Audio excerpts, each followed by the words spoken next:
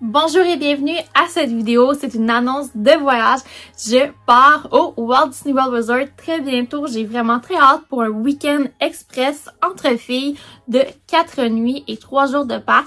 Dans cette vidéo, je vous dévoile comment ça nous coûte pour 2 personnes à Disney pour un court séjour et également je vais vous parler de nos préparatifs de voyage, nos plans, qu'est-ce qu'on envisage durant ce voyage.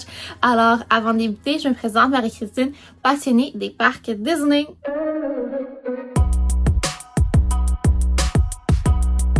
Donc, je suis vraiment très énervée de retourner à Disney World et c'est un voyage que j'étais pas tout à fait prête à refaire, mais après être allée à Disneyland, je me suis dit je dois absolument retourner à mon fameux Disney World, ma deuxième maison. Donc, je pars du 20 juin au 24 juin 2025. Donc, la vidéo est préenregistrée. On est à 12 jours avant mon départ. Au moment que vous écoutez cette vidéo, mon voyage est déjà dû passer. Mais je voulais vraiment prendre le temps de vous expliquer quels sont nos plans de voyage et également les prix de tout ça parce que je sais que ça m'intéresse plusieurs. Donc, c'est parti! Alors, pour ce voyage, on va prendre l'avion et ce qu'on fait, c'est qu'on part un vendredi soir de Québec. Donc, je vais pouvoir faire ma semaine de travail et le vendredi, je vais terminer vers l'heure du dîner. Alors, en après-midi, à 16h40, on va prendre le vol direction Toronto. On va avoir 2h37 d'escale. Je trouvais que c'était amplement de temps puisque si je prenais le vol pour Montréal, j'avais seulement 1h15 d'escale et je trouvais ça un petit peu trop serré. Et on devrait atterrir à Orlando vers 11h45 du soir, donc quand même très tard. Alors, pour le prix de notre billet d'avion, je regarde tout ça dans mes notes, c'était pour 2 personnes, 1899 et 52. Donc, 949 et 76 par personne. Et ça comprend seulement le carry-on. Donc, on n'a absolument rien inclus. J'ai pas le choix de siège, j'ai pas de valise enregistrée, mais au moins, j'ai mon carry-on.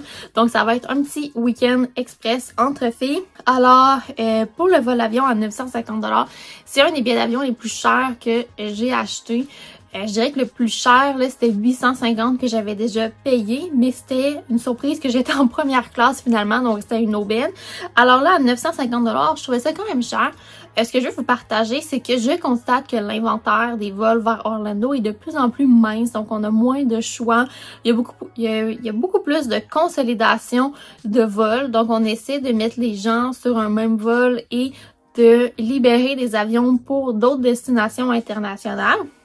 Donc, ça fait en sorte que ça augmente aussi le prix du billet. Et pour ma part, j'ai acheté mon billet d'avion environ 30 jours avant mon départ. Donc, il restait vraiment pas beaucoup de place. Alors, ça fait en sorte que le prix était quand même cher.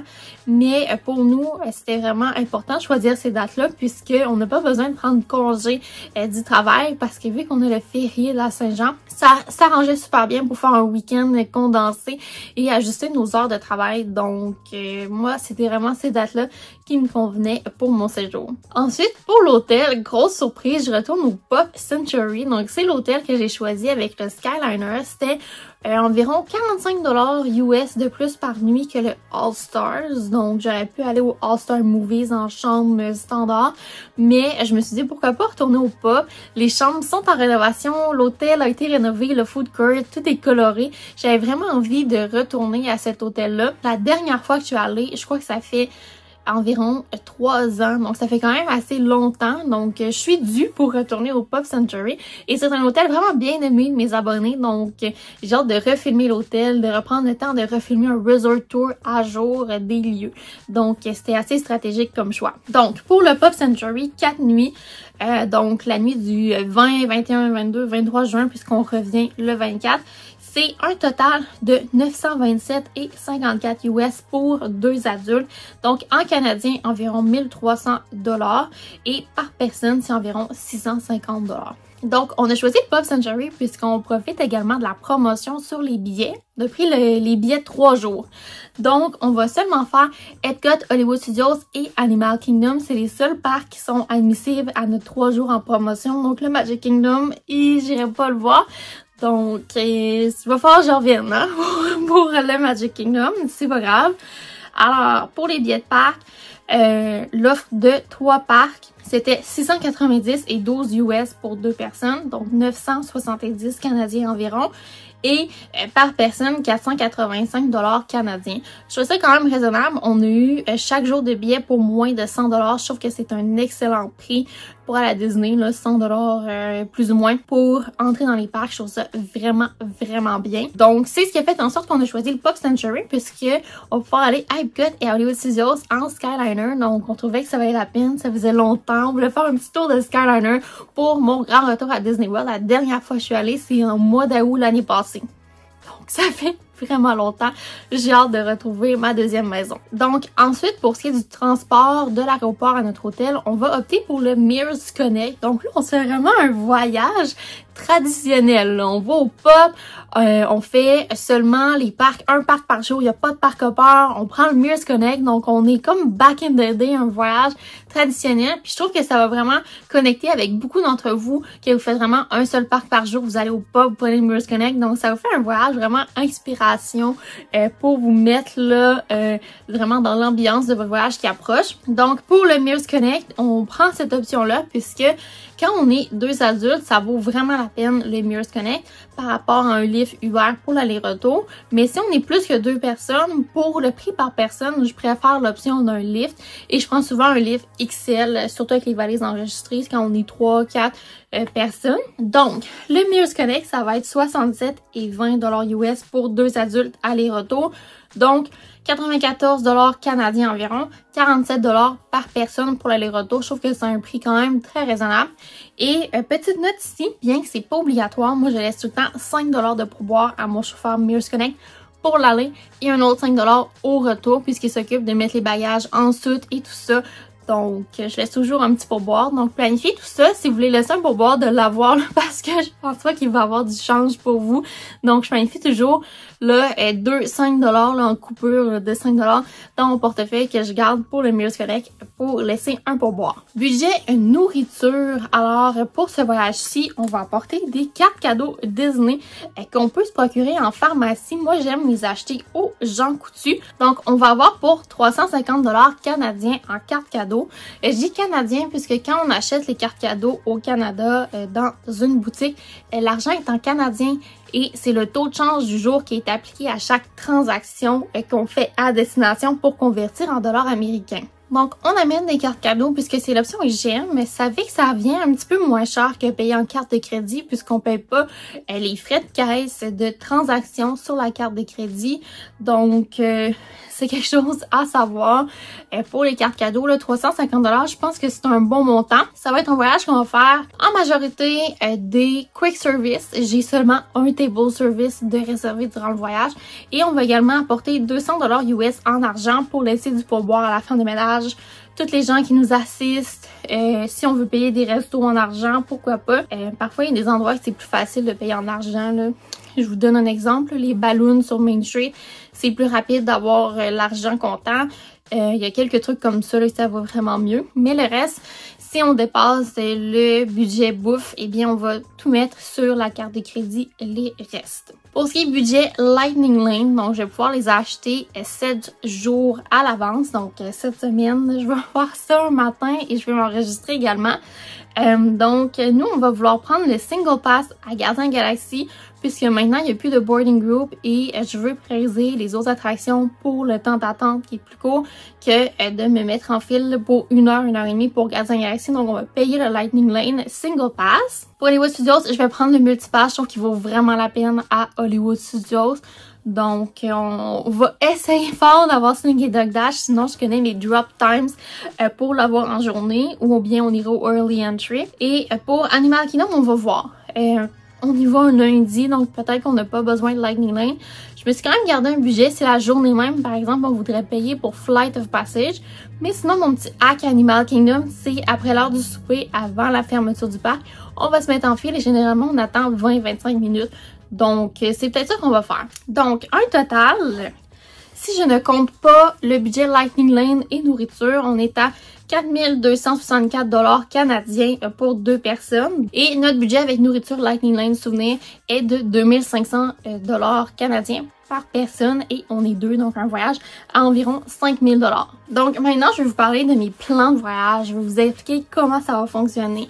On a des plans, pas trop de plans, mais on a des lignes directrices. Donc la première journée du voyage, eh bien on fait pas de parc thématique puisqu'on arrive vers minuit à Orlando. Donc on sera pas dans notre chambre d'hôtel, peut-être même avant 1h du matin. Donc le samedi 21 juin, on a prévu d'aller à Epcot et on fera sûrement pas le early entry. Donc ça va être un matin sans réveil matin, quelque chose que je fais rarement à Disney. Donc on met pas de réveil matin, on se réveille quand on se réveille et on va se rendre en Skyliner à Epcot. Et dans cette journée, on n'a pas la priorité de faire Ratatouille ou Frozen. On va les faire seulement si les temps d'attente sont en bas de 45 minutes, mais sinon, on les fera pas. On va vraiment prioriser visiter les pays. Quelque chose que j'ai hâte de retourner, le voir mes pays, manger des petits trucs ici et là. Et on va prioriser également l'attraction Figment, Living with the Land, Soarin', Nemo et Spaceship Earth, qui généralement, en fin d'après-midi, n'ont pas des attentes super élevées. Donc, du pourquoi on prend pas le multipass pour nos plans de voyage. Ensuite, le Lightning Lane Single Pass pour gardien, je vais essayer de le réserver vers 10h30, 11h. On verra bien si je vais avoir ce temps de retour pour le Single Pass. Et sinon, on n'a pas de plan resto. On aimerait s'ajouter sur la file d'attente virtuelle pour le restaurant, le nouveau bar à Epcot, Geo 82 si je me trompe pas. Donc ça c'est un truc qu'on voudrait faire, mais on ne se fait pas d'attente puisque j'ai pas de réservation. Donc ça va être seulement si on peut se mettre en file d'attente virtuelle qu'on va y aller. Et sinon, j'aimerais faire une critique culinaire de la bakery en Norvège que j'avais pas eu le temps de filmer. Et sinon, on aime toujours arrêter à la boulangerie Les Halles en France pour prendre une crème brûlée. Donc c'est vraiment le plan qu'on a pour notre journée à Epcot. Ça se peut qu'on arrête aussi pour un fish and chip, un popcorn au caramel, on verra bien. Ensuite, le dimanche 22 juin, ça va être notre journée Hollywood Studios. Pour cette journée-là, on va faire le road drop au early entry. Donc, on va essayer d'arriver assez tôt. On va prendre le multipass cette journée-là. Et ce qu'on veut absolument faire cette journée-là, c'est les 2 nouveaux spectacles. Donc, le spectacle de la Petite Reine et des Vilains. C'est vraiment les 2 must de ma journée. On n'a pas réservé de restaurant pour ce parc thématique-là, donc on va vraiment faire quick service ou bien table service, tout dépendant ce qu'on veut faire la journée même. Donc vraiment aucun stress de notre côté. On a l'œil sur le Woody's Lunchbox, le ABC Commissary. Donc ça c'est vraiment nos favoris du parc thématique. J'aimerais peut-être essayer encore un petit Run to Wrap déjeuner dans Galaxy's Edge. Sinon pour notre stratégie Early Entry, on n'ira pas dans Galaxy's Edge pour le parc thématique. On va se garder Rise of the Resistance après l'heure du souper puisqu'il y a souvent un creux en journée et c'est assez rapide. Et ce soir-là, Fantasmic est à 9h30 du soir. Donc après l'heure du souper, on va aller faire Rise of the Resistance et après aller pour Fantasmic. Donc ça devrait être notre plan de match. Et en journée, selon les Lightning Lane que je peux réserver d'avance, c'est sûr que priorité numéro 1, Lightning Lane, j'aimerais réserver Slinky Dog Dash, Toy Story Mania et la Tour de la Terreur. Mais si je peux pas avoir Slinky Dog Dash, à la place, je vais prendre Mickey Minnie's Runaway Railway. Ça va être comme mon trio de départ pour le parc thématique. Et après, ben, je me fais pas trop d'idées, mais j'aimerais ça vraiment voir les 2 spectacles qui sont nouveaux au parc thématique. Et on a la célébration Cool Summer que j'aimerais aller faire un tour là, dans le Animation Courtyard, voir les personnages, tout ça. C'est quelque chose qui m'intéresse. Donc, on a des plans vagues, on veut pas se faire trop d'idées. Puisque une chose que j'ai appris de mon voyage à Disneyland est que les choses qui ont été les plus mémorables de mon voyage n'étaient pas planifiées. Donc là, à Disney World, j'essaie pour la première fois de lâcher prise. On planifie pas trop de trucs et on go with the flow durant ce voyage-là. Et finalement, dernière journée Animal Kingdom le lundi. C'est peut-être pas le parc que j'aurais mis à la fin de mon voyage, mais la stratégie est que moi, le Early Entry Animal Kingdom, je le trouve trop tôt à mon goût. Donc, puisque Fantasmic est à 9h30 la veille, eh bien, on mettra pas de réveil matin également pour ce matin-là. Donc, on va arriver à Animal Kingdom probablement vers 9h30, 10h. Et ce qu'on va faire en arrivant, c'est les spectacles. Donc, nous, on va miser d'abord pour voir Nemo, le Festival de Lion King, ces 2 spectacles-là. Et après ça, en après-midi, quand ça se calme, on va sûrement aller faire Everest, Dinosaur. Et vers 2h30, 3h, la file d'attente devient assez courte pour le safari. On a également les trails qu'on veut faire, celles des gorilles, celles des tigres. On va aller voir le bébé tigre nouvellement à Animal Kingdom. Peut-être faire le cours de dessin. Et j'ai réservé vers 16h30 notre souper au Yak & Yeti. Donc, c'est le seul table service que j'ai réservé d'avance puisqu'il part assez rapidement. Donc, on a une table pour deux et on va aller attaquer notre fameux tuna nachos du Yak & Yeti. Peut-être même un riz frit. Donc, ça va être notre souper ce soir-là. Et c'est un table service qui coûte pas trop cher. Donc, juste si on est deux, on prend le tuna nachos qu'on a déjà fait à deux. C'est environ une vingtaine de dollars plus taxes et pourboire. Donc, ça revient au même prix que de faire un quick service au final. Et on a le merveilleux tuna nachos. Donc, ça, c'est un must durant mon voyage. Ça, c'est la chose là qu'il faut absolument que je mange durant mon voyage. J'en ai vraiment envie. Donc, ça me plaît beaucoup. Pour ce qui est du dîner, on va voir on est dans quel coin, mais ça va être sûrement un quick service. Donc, soit le Satuli Canteen, le Flame Tree Barbecue, ou même le Harami Market. On va voir rendu sur place qu'est-ce qu'on a envie de manger. Donc, Animal Kingdom, on va vraiment arriver plus tard le matin et on va rester jusqu'à la fermeture. Donc, notre souper est à 16h30. Techniquement, à 5h45, on devrait avoir terminé au Yak & Yeti. Et là, on va sprinter jusqu'au Flight of Passage et on va se mettre en file avant la fermeture du parc qui est à 18h. Et là, c'est le meilleur moment pour faire Flight of Passage. Il y a presque jamais d'attente. Et là, vous allez me dire, oui, mais si l'attraction ne fonctionne pas, écoute, c'est vraiment pas grave. Ça fait vraiment longtemps que je suis pas allée à Disney World et moi, je veux juste y aller pour profiter de l'ambiance. Donc, peu importe ce que je fais, plus que de profiter de l'ambiance, c'est un plus pour moi. Donc, c'est du bonbon. Donc, c'est pas grave si l'attraction fonctionne pas, mais généralement, elle fonctionne puisque il y a plusieurs salles à Flight of Passage. Donc, quand une fonctionne pas, généralement, l'autre fonctionne. Donc, c'est très rare que l'attraction, elle shut down complètement Animal Kingdom. Donc, on va faire ça. On va se mettre en file juste avant la fermeture du parc. Et ensuite, on va quitter. Peut-être qu'on va aller à Disney Springs, mais sinon, on va retourner à l'hôtel, prendre nos douches, faire nos valises et se préparer car le lendemain matin, il faut quand même se lever tôt. On va avoir le temps de déjeuner à l'hôtel et ensuite, notre Mears Connect va venir nous chercher vers 8h25 du matin. Donc, on va pouvoir avoir un matin un peu moins stressant. Si les valises sont déjà faites, on est ramassé dans la chambre. Alors, c'est pas mal ça pour notre planification. Il n'y a pas beaucoup de planif parce qu'on est juste là pour 3 jours de parc thématique. Je pense que c'est quelque chose qui va me plaire. Ça va être la première fois que je vais faire un week-end express à Disney. Et je pense que ça va devenir un peu ma routine pour l'avenir. Parce que de ce que j'avais remarqué de mes séjours plus longs était que vu qu'on avait tout fait, le prochain voyage, des fois, j'avais pas nécessairement l'excitation de j'ai plein de nouvelles choses à essayer. Donc là, vu qu'on est là vraiment un moment très court, on doit juste condenser ce qu'on veut absolument faire. Donc là, c'est vraiment excitant parce que on veut faire quelques trucs, mais on fait le parc une seule fois. Donc on ne peut pas revenir en parc hopper. À l'habitude, avant, j'avais le parc hopper avec ma passe annuelle, donc je l'ai pas renouvelé. Alors, avec le parc hopper, si on n'avait pas fait quelque chose dans un parc, on pouvait facilement revenir au courant du voyage à la fin, faire les indispensables qui nous restaient sur notre liste. Donc là, un parc par jour, eh bien, il faut en profiter. Cette journée-là, on se dédie à tel parc et on focus là-dessus. Donc, on peut pas faire de parc hopper, échanger, aller à gauche, à droite. On profite du parc, du moment présent, l'ambiance. Moi, j'aime regarder les gens parce qu'il y en a, c'est leur premier voyage et j'adore regarder leurs réactions. Ça me fait vraiment plaisir. Donc, je vais faire un petit peu de people watching. Je vais me prendre un drink, un café glacé. Je vais m'asseoir, je vais regarder l'ambiance du parc. Donc, ça va être vraiment chouette. Donc, j'espère que vous allez être de la partie pour écouter mes vlogs de voyage. Ça s'en vient dans les prochaines semaines. On retourne au Disney World en Floride. Donc, ça a été vraiment un plaisir pour moi de vous expliquer nos plans de voyage.